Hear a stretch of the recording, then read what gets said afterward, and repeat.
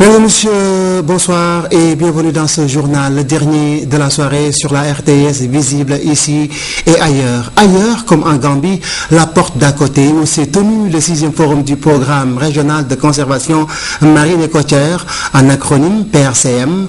Une délégation sénégalaise a été présente à cette manifestation et a exprimé le souhait de voir une 3e phase de ce programme, mais également le renforcement du partenariat. Objectif visé dans ce conclave gambien, la gestion durable des ressources marines et côtières. Ibrahim Fall Junior. Ils sont plusieurs centaines de délégués venus de 7 pays partis au PRCM, le programme régional de conservation marine et côtière qui unit la Gambie, les deux Guinées, la Mauritanie, le Sénégal, le Cap-Vert et la Sierra Leone. C'est en 2001 déjà que le PRCM a vu le jour avec un mémorandum de partenariat qui unit les grandes ONG telles que l'UICN, le WWF, Wetland International et la Fondation du Banc d'Arguin. En 2003, une convention de partenariat est née et le programme a depuis lors travaillé pour un plaidoyer, un lobbying fort pour une meilleure prise en charge de la pêche et des ressources marines et côtières en général. Cela avec la complicité du Conseil sous-régional des pêches et certains bailleurs de fonds tels que la Fondation Mava qui s'engagent encore pour une 3e phase. On va rester au travers du PRCM, au travers d'autres projets bilatéraux, mais toujours dans le cadre du gros partenariat pour la conservation de la zone côtière. Et nous, en tant que FIBA, avec les autres ONG internationales, oui, notre objectif c'est de rester, d'accompagner, de continuer à accompagner et on fera le maximum pour continuer à accompagner ces processus. Tout projet ou programme doit forcément disparaître un jour ou l'autre, mais pour les acteurs concernés du PRCM, le défi de la conservation est encore là, au moment où il y a une forte pression sur les ressources. Certes, des thématiques comme les AMP et aires marines protégées comme outils de gestion ont été développés entre autres, mais le souhait audible des partenaires reste une restructuration du PRCM qui doit s'approcher davantage des organisations socioprofessionnelles et surtout des États. Effectivement, c'est une question de volonté des bailleurs de fonds, mais il y a un plus-value de travailler à un niveau régional et le PRCM est une façon à la fois de faire face aux défis qui sont conçus au niveau national, mais également au niveau régional. Donc en travaillant à travers le PRCM, les bailleurs de fonds vont pouvoir faciliter la cohérence, va faciliter une mise en commun des ressources et va faciliter une régionalisation de l'approche de la conservation. Le futur PRCM va changer par rapport au précédent PRCM parce que nous allons nous ouvrir aux partenaires et nous allons donner plus de place aux acteurs pour travailler avec nous, mais travailler aussi entre eux dans le cadre du PRCM, mais pas obligatoirement à travers le PRCM. Un draft de la 3e phase a été déjà soumis et reste à consolider et valider dans les mois à venir. Un tour a été fait encore dans les beaux parcs de la Gambie qui reste un grand pays de conservation. On ne peut quitter la Gambie sans passer par Karang, c'est la frontière, un centre de transit actif. Le poste de santé de la localité enregistre des cas de sida. Pour bénéficier de traitements et de dépistage, il faut se rendre jusqu'au district de Sokone. Une décentralisation de la prise en charge et l'augmentation des moyens sont fortement attendues dans ce poste sanitaire frontalier, quelque peu déshérité. Oumar Diaw. Karang, dernière localité sénégalaise avant d'entrer en territoire gambien. Comme ailleurs, la santé est une des préoccupations majeures des populations. Au poste de santé, on soigne tout le monde, nationaux comme étrangers. Dans cette zone frontalière, une grande attention est accordée au sida. Oui, nous enregistrons des cas parce que tout dernièrement, nous avons un cas qu'on a enregistré qui habitait en Gambie. Mais on ne peut pas toujours vous dire le nombre exact. Du moment que nous sommes à la frontière. La maladie est une réalité dans cette partie du pays où d'importants brassages s'effectuent au quotidien. Le poste de santé dépend du centre de Sokone où les malades sont traités. Le manque de moyens empêche d'envisager quoi que ce soit sur place, si ce n'est le counseling. Ce mois-ci, on a fait le counseling, on avait 51 femmes, mais on n'a pas pu faire un seul dépistage du moment qu'on n'a pas de caisse d'art et on n'a pas de tube. Le personnel local, renforcé par l'arrivée d'une sage-femme recrutée par le comité de santé, souhaite un élargissement de la prise en charge au poste de santé. Si on pouvait avoir une décentralisation, ce serait vraiment bien pour les postes de santé. Ça me permettrait vraiment de prendre réellement en charge nos femmes, nos patientes, jusqu'à l'accouchement et même après l'accouchement. Au-delà des réformes et des innovations stratégiques, il faut un matériel et des locaux plus adéquats.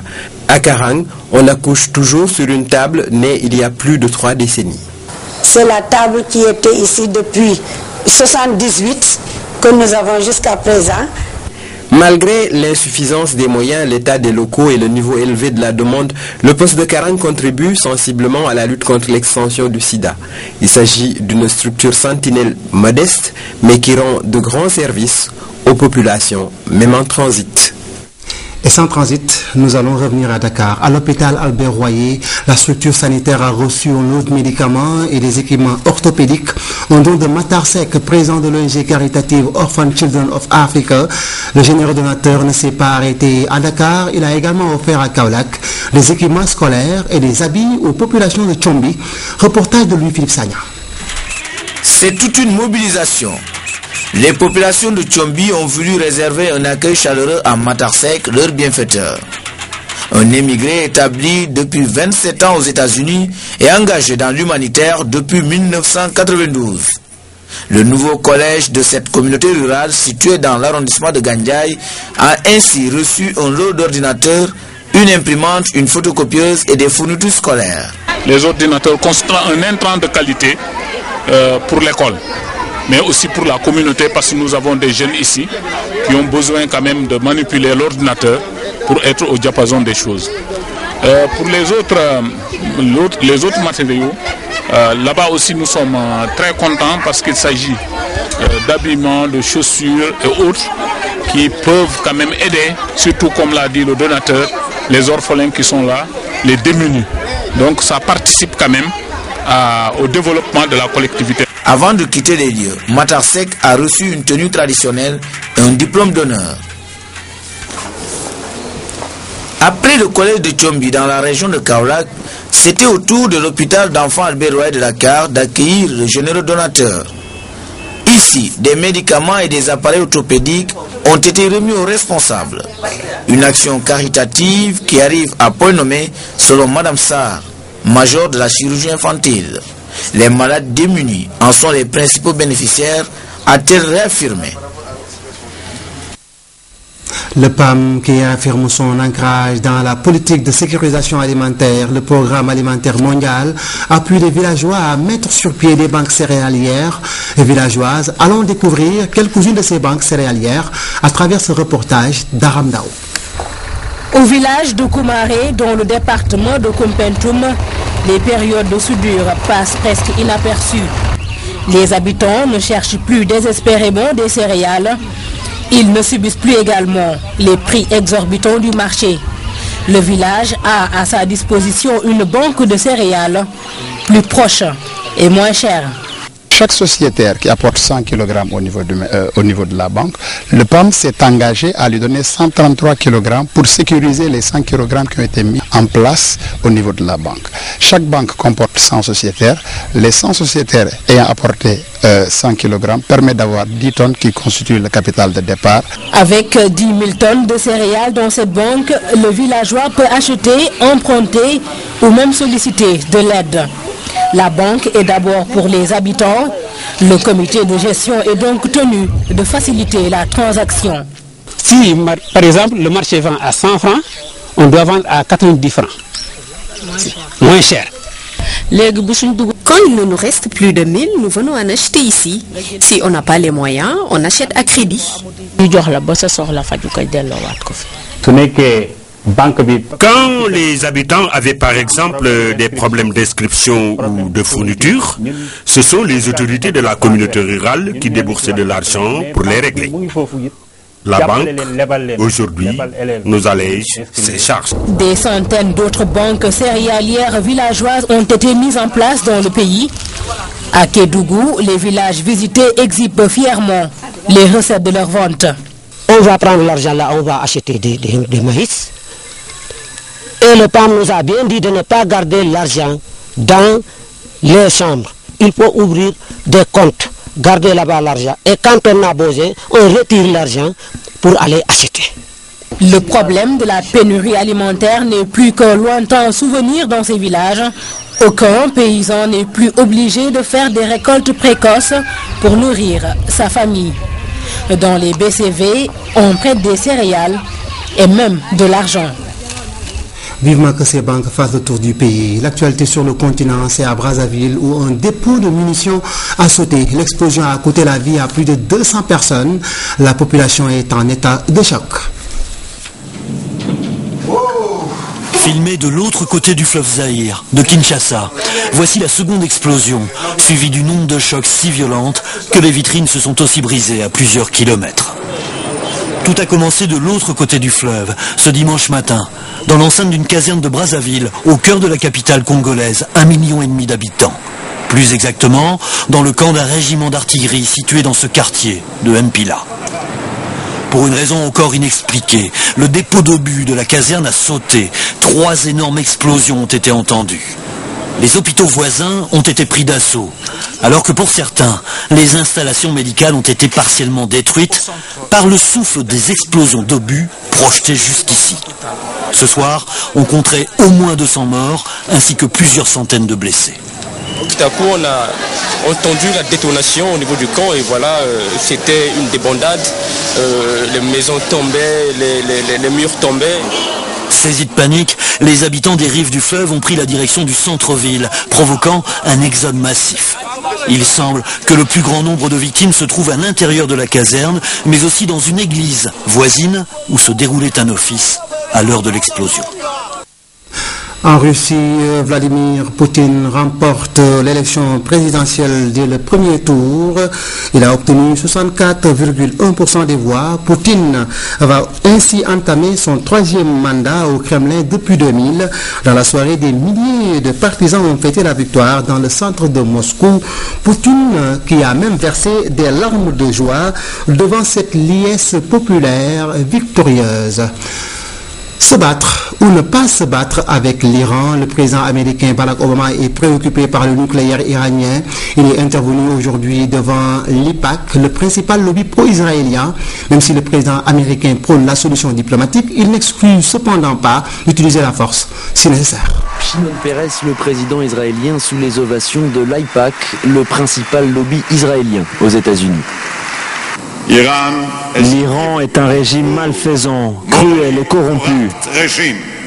L'Iran est le centre, le mécène et le financier du terrorisme dans le monde. La paix est toujours notre première option, mais si nous devons nous battre, soyez certains que nous vaincrons. Le ton est offensif, celui de Barack Obama l'est moins, mais le président américain reste déterminé. Pour lui, Téhéran doit abandonner son programme militaire nucléaire. On parle déjà trop de guerre. Pour assurer la sécurité d'Israël, la sécurité américaine et pour maintenir la paix et la sécurité dans le monde, l'heure n'est pas aux fanfaronnades. Nous préférons tous résoudre le problème diplomatiquement. Cela dit, les leaders iraniens ne devraient pas douter de la détermination des États-Unis. Obama l'a répété, Washington n'écarte aucune option, pas même celle de la force. Alors qu'à Téhéran, une nouvelle majorité hostile à Ahmadinejad mais toujours favorable au développement de l'arme nucléaire s'apprête à rentrer au Parlement. Un livre qui va certainement rentrer dans les rayons des bibliothèques des parents américains et français. Un ouvrage best-seller intitulé Bringing Up Baby met en lumière sous forme de comparaison l'éducation des enfants français et américains. L'auteur est une journaliste du pays de l'Oncle Sam qui se pose la question de savoir qui des enfants américains et français sont-ils mieux éduqués. Élément de réponse dans ce reportage. Des parents un peu subjugués. Cette journaliste est tout simplement en train de leur dire que nous, les Français, nous serions très doués pour l'éducation de nos enfants. Pamela Druckerman est américaine comme eux, mais elle vit à Paris. Dans son livre, un best-seller aux États-Unis, elle décrit ce qu'elle a observé en France. Je n'ai pas vu les parents français crier en permanence sur leurs enfants et pourtant ils ont l'air d'avoir de l'autorité sur eux, alors que moi, je n'en ai aucune sur ma fille. J'ai vu des enfants piquer des colères, mais ça n'est pas habituel. Et quand je discute avec mes amies françaises au téléphone, pourquoi est-ce qu'elles ne sont jamais interrompues par leurs enfants qui les réclament? On arrive à finir notre conversation. Petite illustration dans un restaurant de Washington. Vive la presse. Selon cette journaliste donc, les petits Français bien élevés mangent de tout, et pas seulement de la pizza comme certains enfants américains. Nos bambins, dit-elle, restent à table, et pas besoin pour cela de les laisser regarder un film sur le téléphone. Et puis les Français se tiennent bien, ne jettent pas la nourriture par terre, bref, les parents français seraient moins permissifs que les Américains. Ces familles ne sont pas forcément d'accord. Nous aussi, on a des règles à la maison et il y a des conséquences, des punitions si elles ne sont pas respectées. Mais Pamela Druckerman n'en démord pas. Béret français vissé sur la tête, elle est invitée sur tous les plateaux de télévision. Elle surfe sur l'inquiétude des mères américaines qui ne savent plus à quel sein se vouer pour réussir l'éducation de leurs enfants. Là où les Français sont très doués, c'est en se concentrant sur quelques points seulement. Par exemple, les bébés doivent dormir la nuit, les enfants doivent manger des légumes et ne pas interrompre les adultes. Signe des temps, les cours de parentalité se multiplient aux États-Unis. Ces Américains apprennent ici l'art de se faire obéir par leurs enfants. Et par le plus grand des hasards, l'instructrice est française. Les parents français disent, bon, on a des enfants, mais ils restent dans leur coin, ils font leur truc, nous on fait notre truc, alors que les parents américains vont avoir tendance à vraiment les mettre au centre du monde plus. Aux États-Unis, on est tous tellement anxieux de savoir quel type d'éducation choisir, quelle philosophie suivre, ou bien quel livre lire. Faut-il suivre ce conseil ou cet autre? C'est super stressant. Les parents aux États-Unis ont vraiment l'impression de mener un véritable combat. Pamela Druckerman, elle-même mère de 3 enfants, vend son livre comme des petits pains. L'an dernier, un autre guide sur l'éducation s'est très bien vendu aux États-Unis. Il vantait les mérites de la stricte éducation chinoise. Un livre loin de chez nous et de nos réalités. Un autre par contre qui renforce l'éducation de nos enfants à travers le conte intitulé Autour du feu de nuit et édité par Harmattan Sénégal. L'auteur Tombo Soli veut à travers ce recueil de contes retracer les péripéties de la vie humaine. En voici quelques notes de lecture faites par Tchoroya. Œuvre didactique autour du feu de nuit et un recueil composé de 14 contes. L'auteur, en faisant sa collecte, avait fait une fixation sur le rêve et l'imaginaire. Avant la sortie du manuscrit, Tombo Soli avait une autre vision, celle de vouloir rester collé à la réalité. Le recueil de M. Soli est le premier recueil de contes que nous avons eu à éditer. C'est un texte qui est très bien écrit d'une part, mais d'un autre côté aussi, c'est un texte qui n'est pas simplement destiné aux enfants. Contrairement à ce que l'on peut penser, c'est un conte, comme je le disais tantôt, que personnellement quand je le lisais, je me marrais. C'est un conte, je vous le disais tout à l'heure, c'est un public qui est bon. On peut citer entre autres histoires contées dans ce recueil. Le roi et la folle, le patient et l'impatient. Ici, l'objectif de l'auteur est d'offrir un miroir qui reflète la société africaine. Ce qui m'a le plus marqué dans ce recueil, je pense que ce sont les leçons de morale qu'il faut tirer. Par exemple, il y a un conte qui est intitulé Le roi et la folle. Et en définitive, ce qu'on voit, c'est que le roi, un roi ou bien un chef, quel que soit, il doit être aimé et non être craint par ce sujet. Ils décidèrent d'un commun accord que suivant les naissances et par tour de rôle, chacun prendra en charge l'éducation d'un enfant. Dans cette œuvre, Tombo Soli s'est employé à la description. Selon l'auteur, pour séduire ses lecteurs, il faut pouvoir faire voyager à travers la lecture. Moi, je vous invite à voyager au cœur de l'actualité avec comme premier rendez-vous le ce lundi matin à 6h, Kenkeliba qui sera présenté par Oumou Baldé, 13h, Ourey Champrera, 13h25, Ramoboy, 18h15, Cher Bambagay, 20h, Binta Wagembeng pour la grande édition, 23h, Ibrahim Boub sur cette même place, même lieu, même décor, même objectif, vous informer. Au revoir.